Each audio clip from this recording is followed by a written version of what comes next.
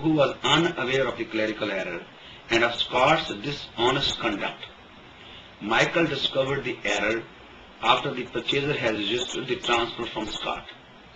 He wants his land restored to him and the register is corrected. You correctly advise Michael that the person who bought the property bona fide and for value from Scott is protected by the BC Land System Act. As a result, Michael cannot have his property restored to him. So the answer is true. Because if the property is gone to a bona fide, who is a genuine buyer, so it cannot restore back to the original owner. So make sure the property is not going to the bona fide buyer. And 23rd. In 23rd, about Andrew forged a mortgage and registered it against the fee simple title of Julia.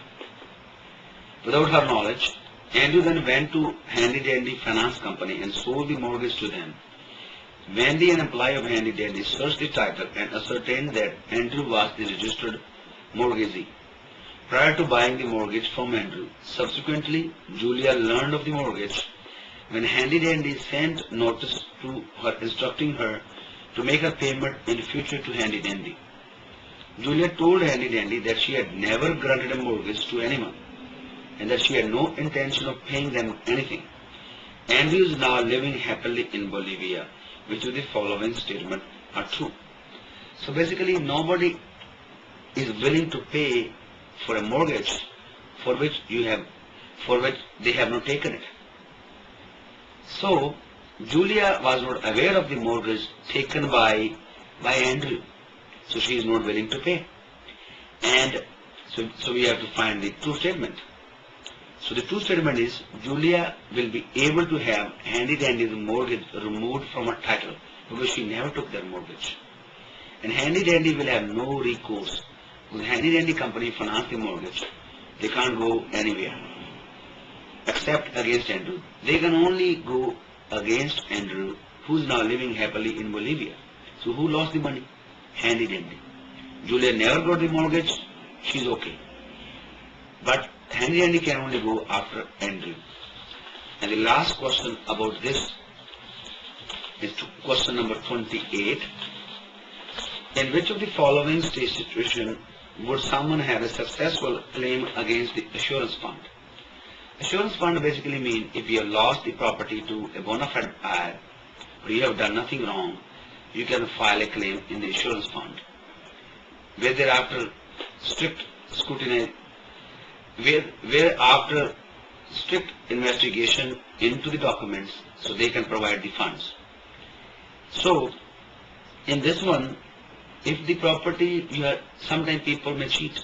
If you have given the property to your friend for no money, or maybe you and your dad made a plan so that I forge it, and then you get the money from the insurance fund.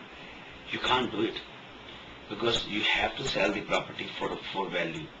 If you give to your friend or your in-laws, it doesn't mean that you can recover the money from the insurance fund. So the first answer is wrong. It says Bob owns Black Acre, which is worth 1 million. Martin forges a transfer to himself, then gives the property to a friend who is unaware of the fraud. If you give to a friend for no value, so you cannot make a claim to insurance fund. So number 2 is the right. Black owns White Acre. Mary forges a transfer to herself, register it, and then obtain a bank loan for 50,000, giving a mortgage of White Acre as security. So, because she forges the title here, not a mortgage, so that's why she can recover from the insurance fund. Only title is indefeasible, not the mortgage. And that's it for this chapter. And for question number 1 about all the exceptions. That's we're going to carry part 2.